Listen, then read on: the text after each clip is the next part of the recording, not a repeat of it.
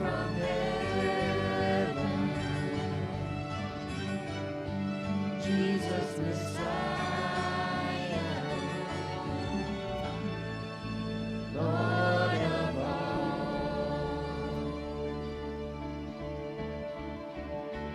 our hope is in you, all our hope is in you.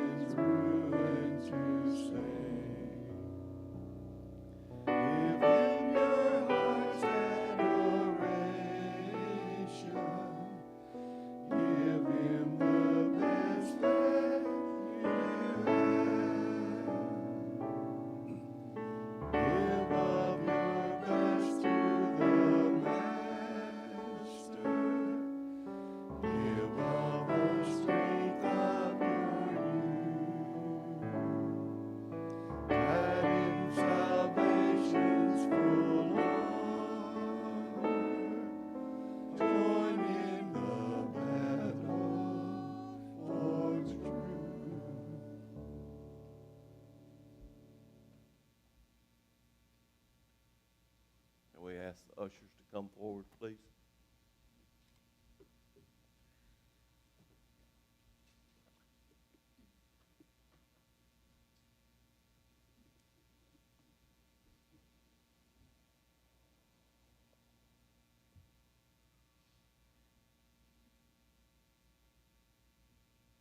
Danny, would you bless the offering, please?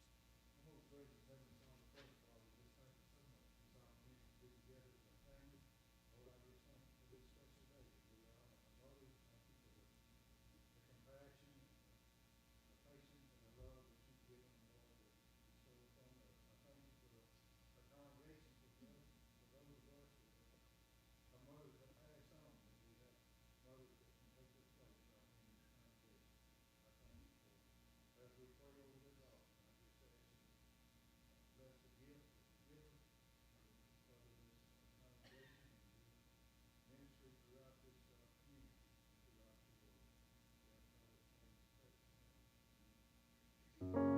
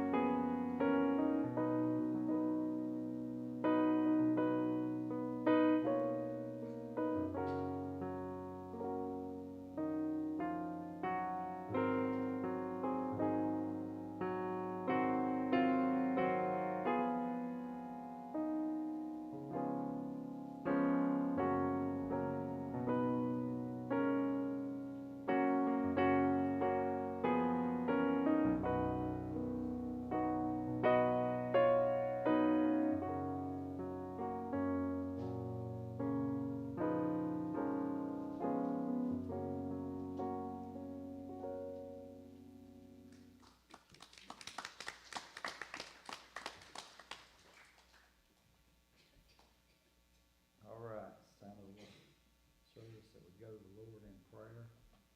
And you'll see that we have a short list there, but not really. Dale was looking for me and couldn't find me, so we have an add-on to that that's already up there. We want to remember Avery and Riley and Andy and Danny and Chid, Rebecca Broadbent and Britt Mills. And on the other list, we have Sandra. Remember Larry's back. James and Patricia. Kathy. We have a couple of unspoken requests. Remember Sheila. We have a praise for Lou. So that's great. Shirley's going to have an MRI, so remember that. And praise for Anthony for the sale of the house, I heard. So that's great. All right. Are there any more that are not on the list that anyone would like to add this morning? Yes, ma'am.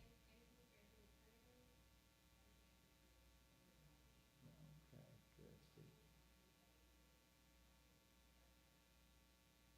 Good to see her here today and feeling better. Right. Please continue to remember Stephen. He's home from the hospital, still needs prayer. Okay.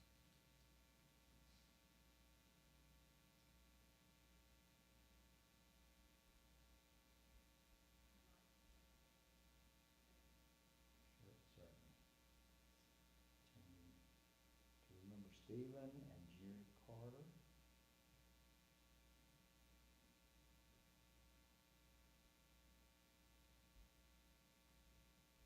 I'd like to say I appreciate all you visitors this morning that are coming out to support your moms.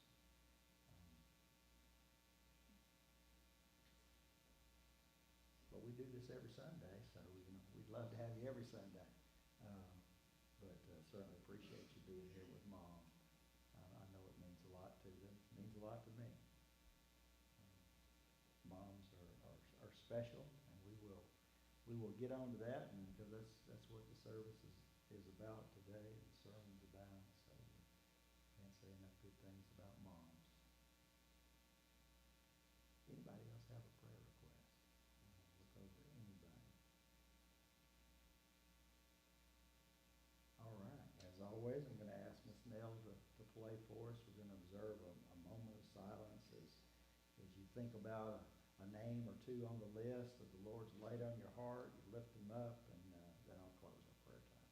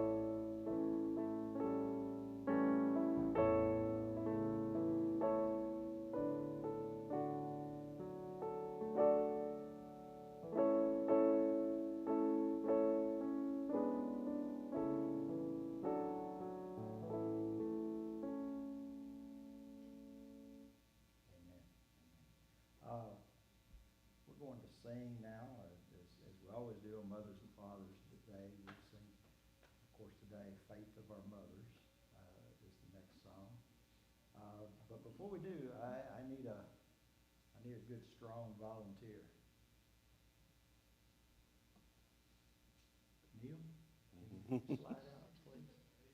He's the strongest looking guy I see. I looked over there at Danny, I said, oh, we can't lift anything other than a feather pillow, right? Jackson, why don't you go help? Why don't you go help? So, these are gifts for moms. If you're a younger lady and you have that potential of being a mom, if you come back and talk real nice to me after we get the moms served, I may give you a gift as well. So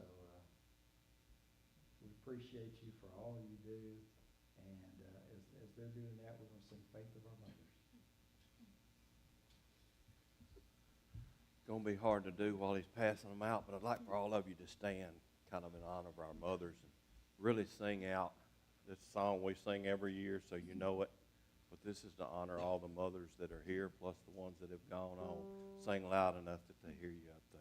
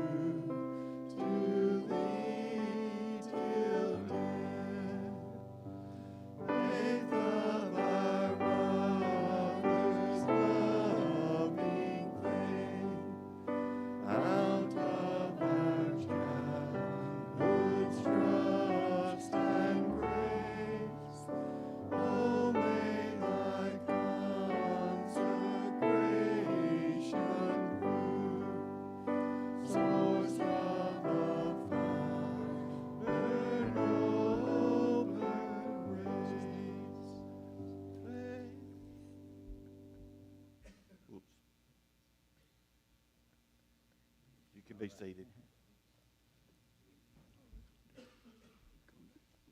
It ended on a good note anyway.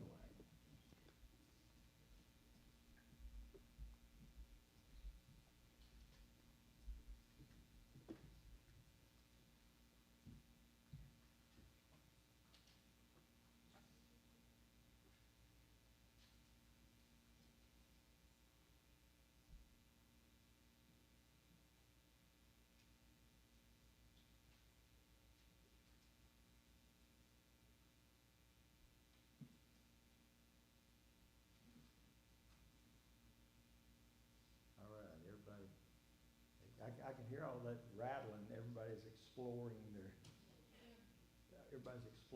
gift now. They couldn't wait.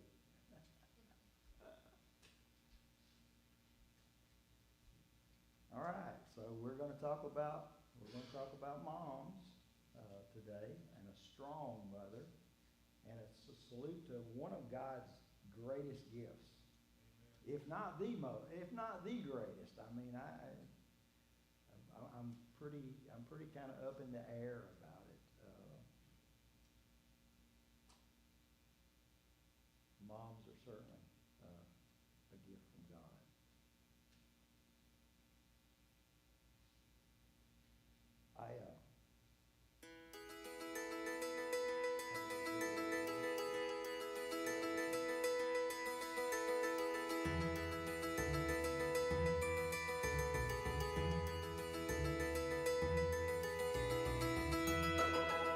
What do you call someone who puts life on hold to care for you?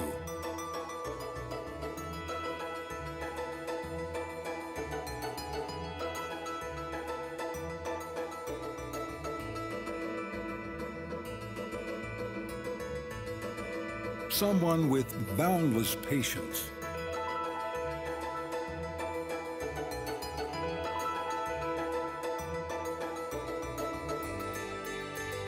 And comforting love.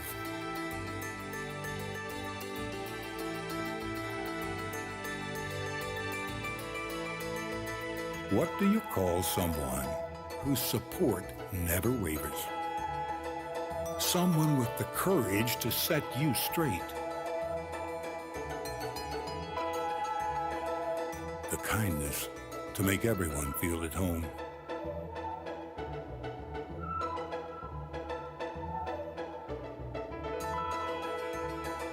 And the strength to say goodbye. You might call her a saint or an angel, but she's always answered to Mom.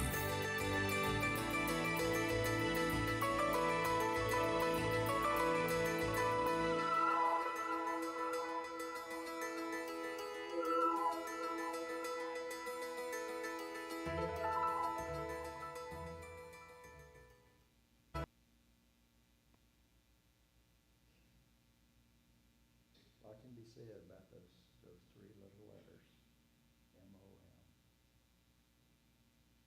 Now, before I get started, I want to give you a reminder once again. I have found in my lengthy time being a pastor of a church that you can never say things enough. Please go and spend time with your mothers this afternoon, or your family, or whatever. We won't have the evening service. As I said, you never say this enough.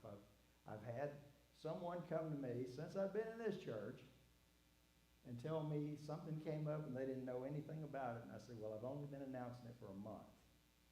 And I said it every week from the stage. There was a slide on the thing every week. And that's happened everywhere I've been. So, reminder, go spend time with your family this afternoon. There's just something about this day that brings back all the good memories in life. And I hope they do for most of you. I know sometimes there are strained relationships and different things happen. But for this day, for most of us, it brings back really good memories. In all of creation, in everything that God has created, there is nothing as special as mothers. When Jesus was somewhere around the age of 12 years old, you know, the story kind of leaves him. We don't hear anything about him, and that was the last recorded event in the Bible where Joseph is mentioned. Now, no one really knows what happened to Joseph, but many scholars believe that he probably died, and we just, you know, the story just leaves him. You see, in those days, it would not have been uncommon, and even in these days, I mean, it still happens, to think that Joseph was a much older man than Mary. He may have passed away, and the Bible just never records it. But one thing is for certain. Mary was there. Mary was there with Jesus till the very bitter end. There's nothing like the bond between a mother and her child.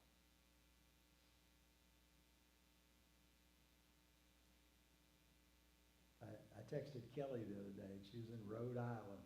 She probably thought, what in the world? And she didn't even answer me for like hours, but that's okay. It's just picking on you.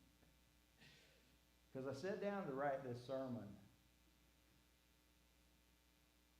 and I wanted to think about what a strong mother was. And the first person that came to my mind was Heather Boykin. A lot of you know the story already. If you followed their journey on Facebook, I don't know how you could without feeling their pain. And I asked, because I don't really know Heather, but I asked Kelly if she could ask her if I could have her permission to share a part of a post that she wrote on Facebook on March the 4th. And this was after they found out that Andy's cancer had relapsed and, or the first round of chemo had not been effective, whatever the case might be. So if I could, I wanna read just a little bit of this. Well, actually, it's a little lengthy, but it speaks to my heart, and I hope I can do it without. And she says, I read where another cancer mom explained it, like your child is in a cage with a lion constantly walking around that cage. You're stuck, just watching and praying that lion stays calm. Can you imagine that fear? All the time, in circles and circles. But you accept and embrace these horrible times because the alternative would be that your child is gone. And that's worse than any fear ever could be. So today I'm embracing that fear. The fear that is constantly inside me, no matter how hard I try to push it away. I have gotten really good at hiding it from everyone. Today I ask you to pray for these treatments that are starting. Pray his body tolerates them better than last year's regimen. Pray that he doesn't face all the obstacles from last year. Pray that his spirits stay high and he can feel the love and support all around him. Pray for Anthony and Asher as they have to stay back to keep things going at home. Asher hates when we're not at home. He won't always express that, but we can tell by his actions. He is always so happy, playing and joking around, but we know it's hard for him. That's his way of coping with it all. Pray for Anthony as he keeps going about his day, working, taking on extra responsibilities while I'm gone, not knowing every little thing that's happening and constantly wondering what's going on and how he is doing. And then she finishes up the post by saying, I'm asking for prayers for myself too, that I can have the strength, endurance, patience, needed rest, and so much more. I've learned more about cancer, medications, chemo, and recovery than I ever imagined possible. All the language, the lingo, and the ins and outs of a hospital that no parent wants to know. That hospital was our home last year. And I hate knowing we have so much more time that will be spent there this year.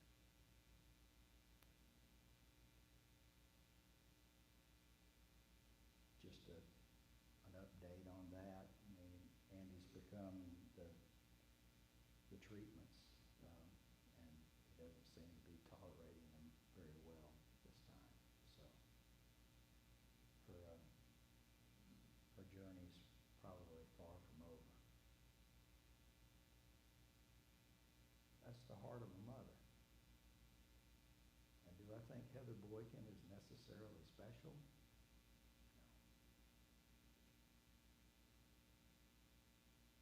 Because it's not anything that probably any mother in here wouldn't do for their own child. A mother wants nothing more than to protect her child. That's it. Apostle John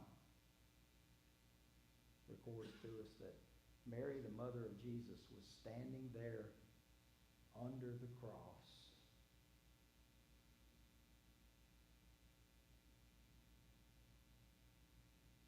Watching Jesus be crucified. Probably not a lot of people in here would have the the stomach to do that. Not a lot of people would have the stomach today to watch a crucifixion or a death sentence of any kind be carried out.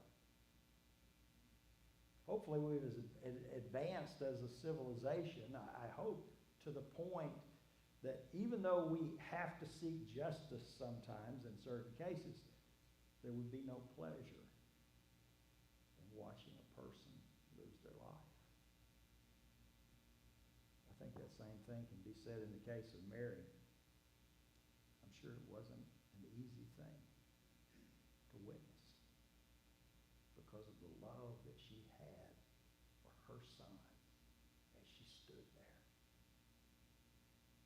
I'm going to read from the 19th chapter of John, just a short passage about what was on Jesus' mind just before he died. John 19, verses 26 and 27. And these are Jesus' words from the cross.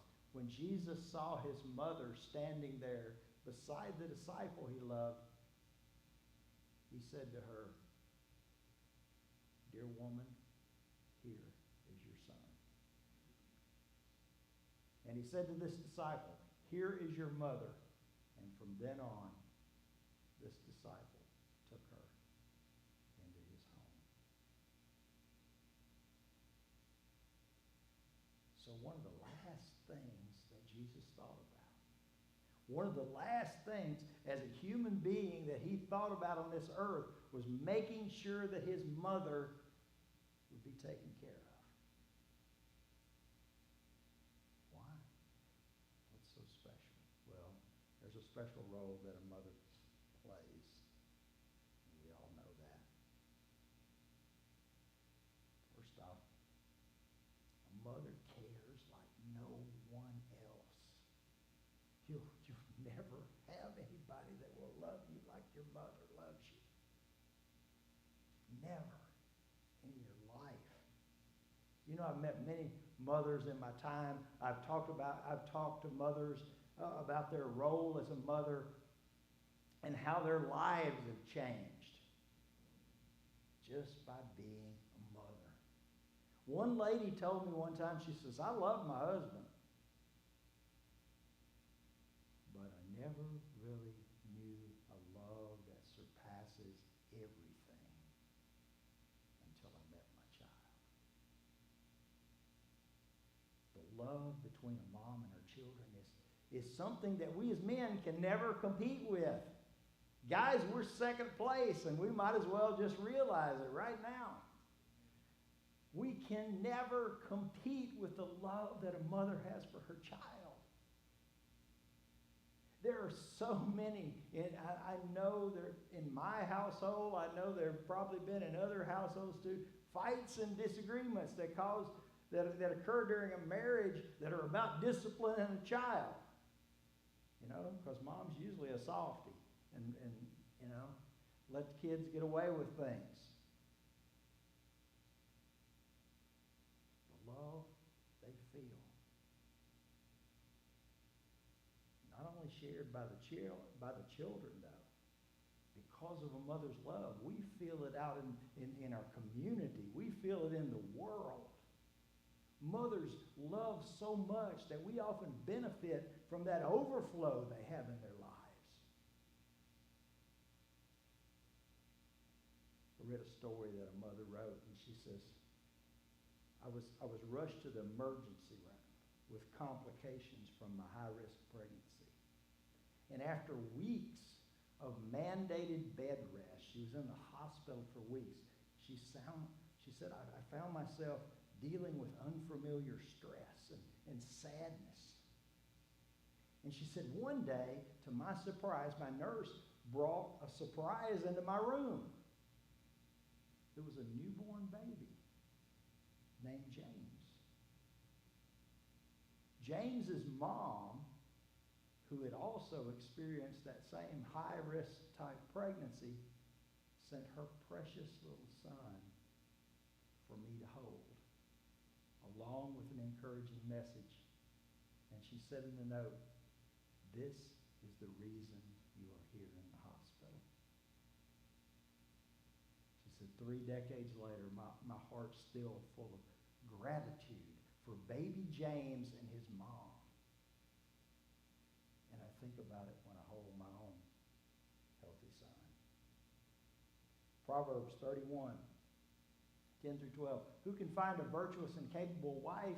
She is more precious than rubies. Her husband can trust her, and she will greatly enrich his life. She brings him good, not harm, all the days of her life.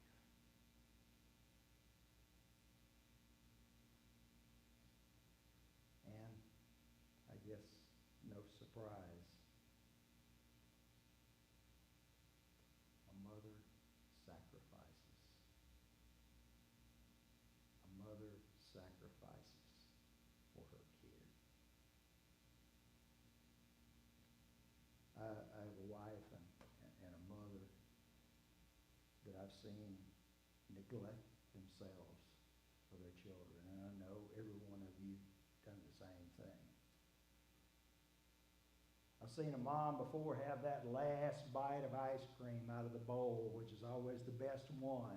Kid come up wanting it. There it is. There it is. I've seen women neglect themselves more times than I can even count. Seen my wife put on clothes that was 20 years old, but every time we go to the store, the kid would have to have something new. It was always for this one or that one, never for her. There have been many moms that went hungry to make sure their kid had something to eat.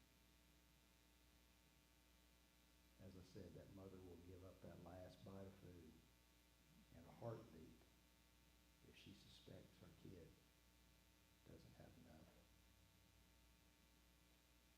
I remember a story hearing Reba McEntire, country artist. I remember her telling a story one time. And she said back when she was first becoming a singer, her mother was a singer too, but her mother never pursued it because she was a mother, you know. And she said they were going to auditions and stuff, and they were just working so hard trying to get her bookings and trying to get her a place to sing and all this. And she said she was at a point in her life, she just didn't know whether she wanted to do it or not. Said it was just becoming overwhelming, and she was struggling with it. And she said it just seemed like so much work, and there was just no guarantee, and they were spending so much time on something that it seemed like would never happen. And she said one day they were outside, and they were at another audition or something, and they were about to go in. She said her mother pulled her aside, and her mother told her how proud she was of her.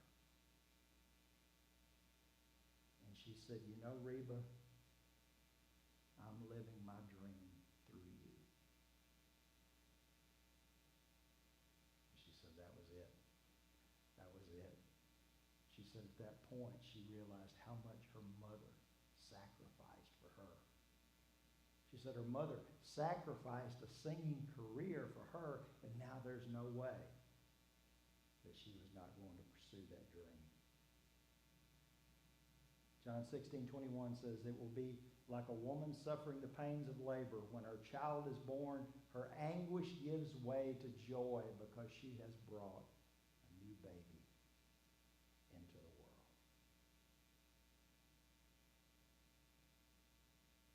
And finally, mother prays.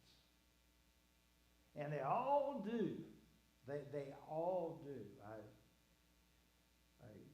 As I said, I shared some of Heather's posts, and there's always a big section down at the end. Pray for this, and pray that, you know, this happens, and this happens, and this happens. You can tell she's just spends so much time in prayer for Andy.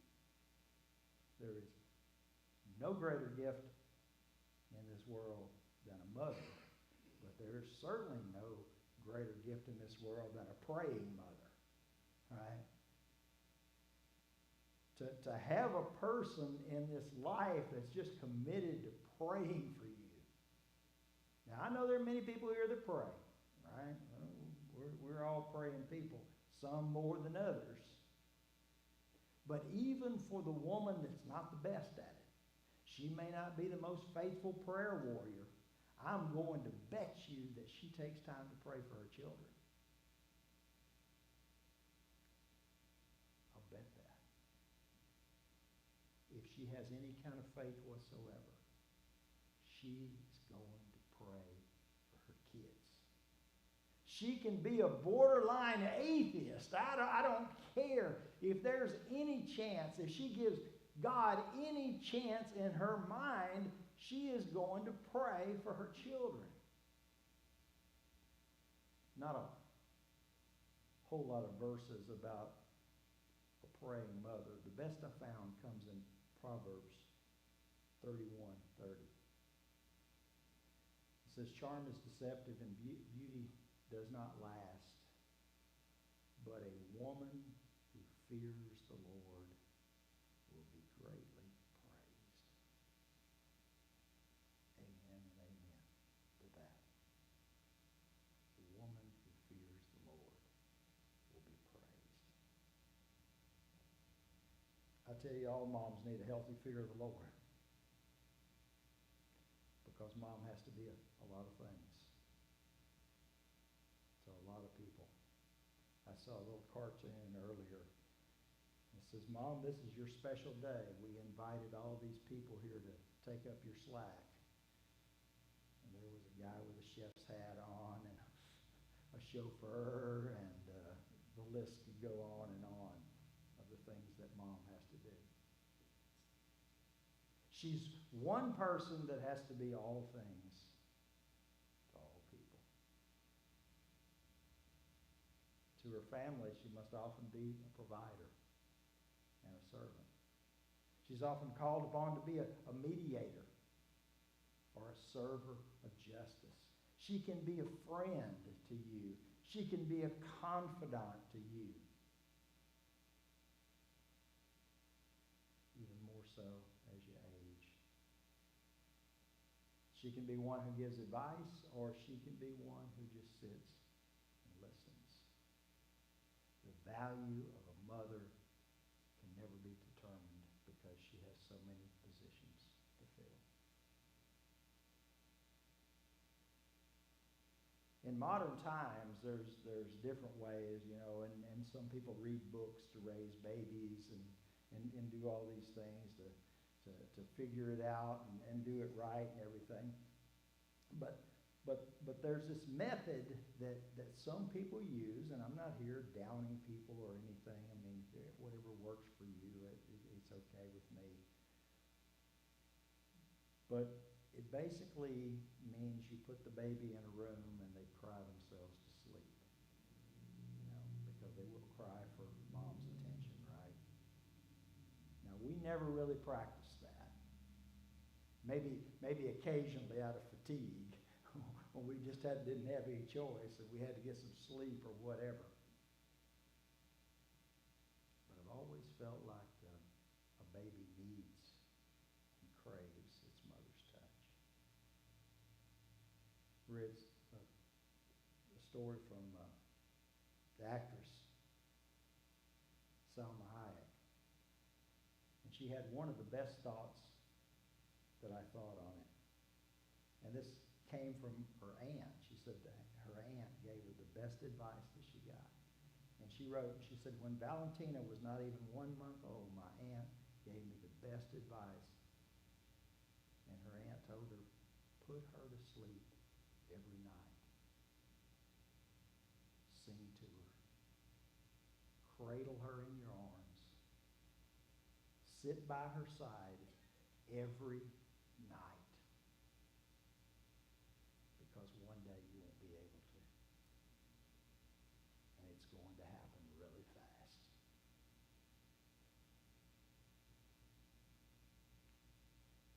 And it does. And she was true about that. It happens really fast. Kids grow up.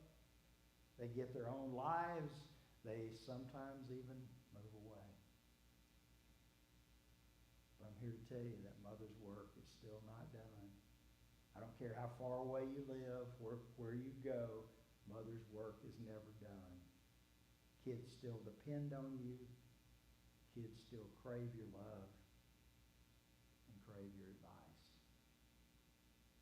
Thank you to mothers everywhere for living out God's plan for your life. If you have a mom still with you today, be sure and let her know how much that she's appreciated. I wish I had the chance to tell mine. I'm going to ask our singers to come back up. We're going to close with Jesus Paid It All.